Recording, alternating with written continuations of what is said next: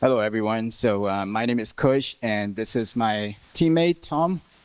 We both have business backgrounds, and I come from the background of blockchain, and he has worked in hospitality for quite a while.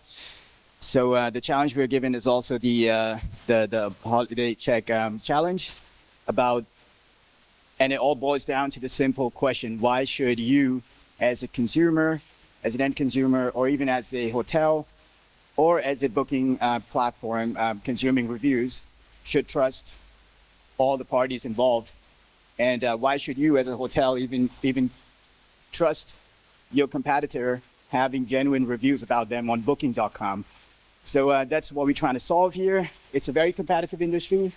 There's a lot of manipulation going on with bad actors out there. There's lack of traceability, transparency, and a lot of stuff. So that's our problem statement, which takes us to our case. So let's assume and imagine a person called Bob, who is actually scared of blockchain technology, thinks it's a get-rich-quick scheme, and then there is a HolidayCheck app deploying blockchain in the background. So going to our next slide, let's imagine Bob comes across a sort of like a Trustpilot for reviews, and that's HolidayCheck app. Sees that there is a girl called Sylvie who writes a review about her tour in Mallorca and getting a free meal at a hotel. So Bob is inspired to book the same sort of trip, goes and books the hotel, and to get there, he downloads the app first, creates a user account, and verifies that they're human so they can get all kinds of rewards. And what's happening in the background from the backend point of view is the technical stuff, which Tom is going to talk about. Yes, so the idea is to keep it as simple as possible for the people arriving at the hotel or wanting to go to a hotel and write a review. So we want to make it simple and not having the user have to have like an idea of Web3 and blockchain. But in the back end, we will have in this case, we use the Polygon ID wallet for a proof of that we can use a credential later on in the process, and for Bob to get the rewards and to verify that he's a real human. There's a feature in the Polygon ID where you can prove that you are a human being. Or if you're even already in the Web3 environment and you have a KYC, you can just attach it to it, and then that's also your verification that you are human and that you are who you say you are. And that's the important part, just to get the reviews, and it's used later on as well. Right. So to get Bob to actually do the process that gets to verifying him before he leaves a review, we're going to incentivize him during his trip when he actually checks into the hotel, goes into his room, and scans a QR code so he can get into a hop-on, hop-off bus tour somewhere in Mallorca, and also get rewards like free dinner. And at the end of this day, he's going to get like a push notification to the Holiday Check-in app saying that if he leaves a review, he's going to get more rewards for his upcoming trip.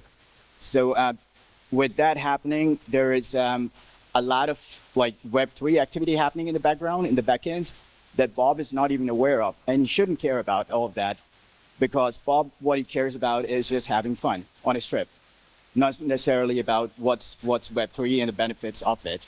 So that takes us to our next slide, where the scanning of QR code does a lot of Web3 validation and activity in the backend that Tom's going to explain.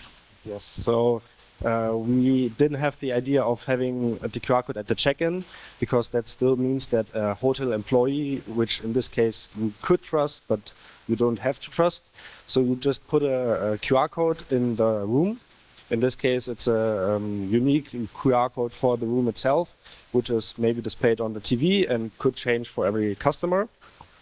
And in the backend, as we already heard from the other Polygon challenge, that while scanning the QR code, the system in the background gets the user ID of the person who scans it. And with this user ID, you're then able to give this user a certain credential. In this case, it's a credential of being in the room where he scanned the QR code.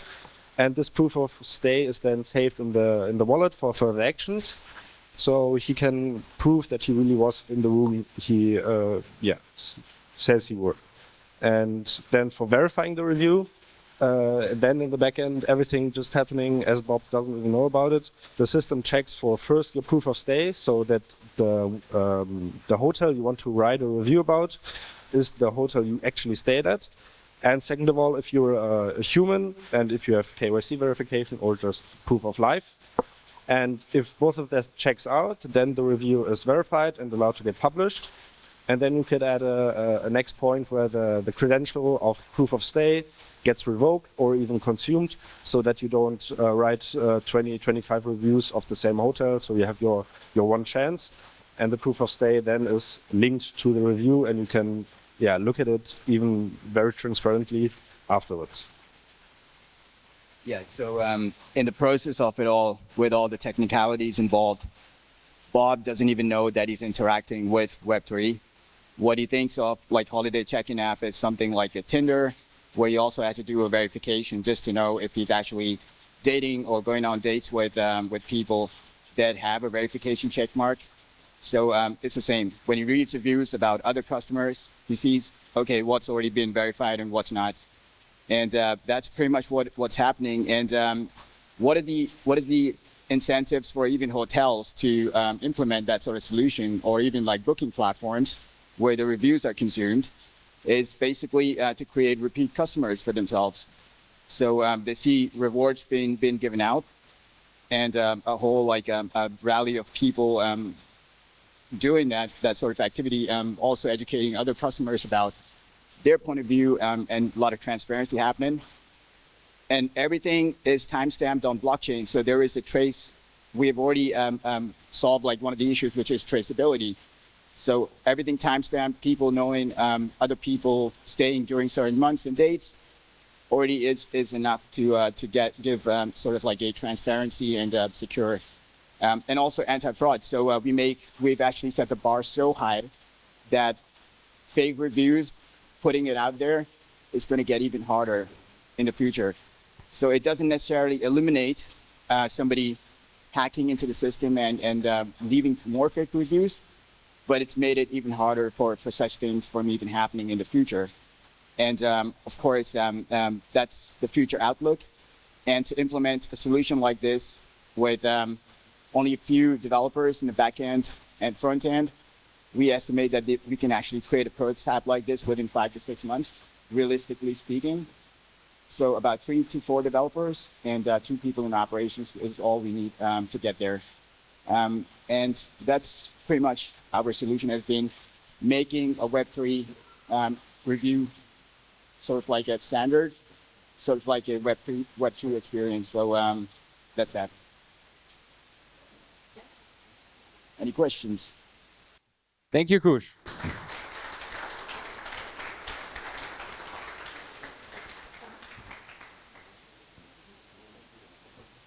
Thank you for the presentation.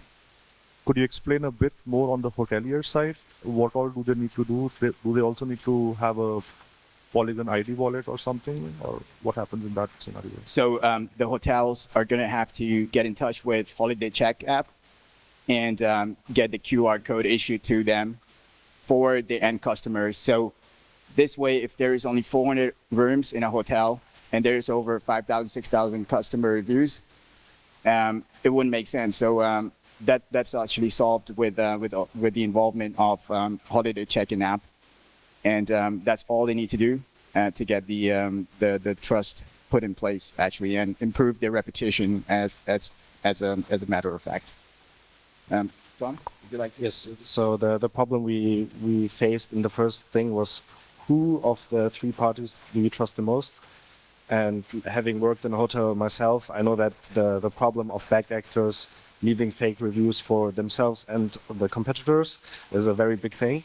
So by just leaving the hotel out of the process, you can eliminate that problem, because if you create the QR code, which is created with Polygon, then send to the hotel room, in this case maybe a TV, the yeah, the person behind the check-in counter doesn't even have to do anything with the QR code, and there's not the chance that they get the QR code to maybe manipulate something.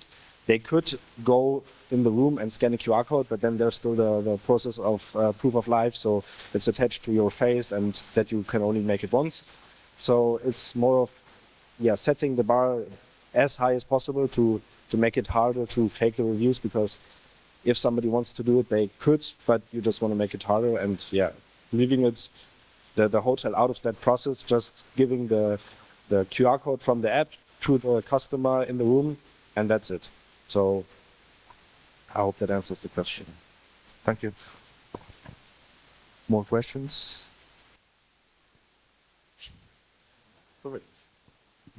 No more questions. Thank you, Maverick Minds and CBF.